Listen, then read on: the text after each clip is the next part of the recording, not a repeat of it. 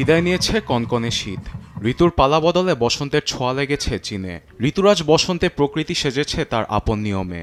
নিজস্ব সংস্কৃতিতে প্রকৃতিকে বরণ করতে চীনের জিজাং গ্রাম যেন সেজেছে রঙে ঢঙে। বিশেষ করে মৌসুমে চাষাবাদের উত্তম সময় চীনে। কৃষক নানা আনুষ্ঠানিকতার মধ্য দিয়ে বরণ করে নিচ্ছে ঋতুটি।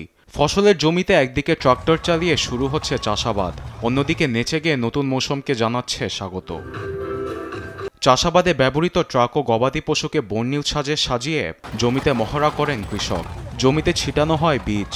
ঐতিহ্যবাহী রেশমি পোশাক পরে বীজ ছিটিয়ে প্রার্থনা করেন ভালো ফলনের আশায়। বসন্তের ছোঁয়া লেগেছে চীনের পর্যটন খাতেও। সরিষা ফুলের দেখা মিলেছে চীনের নানা জায়গায়। এ মৌসুমে পর্যটকের জন্য রয়েছে স্কাই ডাইভিংয়ের ব্যবস্থা। পাহাড়, জলাশয় ও মাঠের দৃশ্য সত্যিই অবিশ্বাস্য, আর স্কাইডাইভিং এর চড়ার অনুভূতিও ছিল অসাধারণ। পর্যটন খাতে উন্নতির লক্ষ্যে দর্শনীয় স্থানগুলো ঢেলে সাজানোর উদ্যোগ নিয়েছে চীনা সরকার। চীনা উন্নয়ন ও দর্শনীয় স্থান ঘুরে দেখতে যোগ হয়েছে উড়ন্ত ট্যাক্সি। পৃথিবীর সর্ববৃহৎ সবচেয়ে উঁচু কাচের সেতু দেখতে প্রতি বছরের মতো এবারও বিশ্বের নানা প্রান্ত থেকে চীনে ছুটে আসেন পর্যটকরা।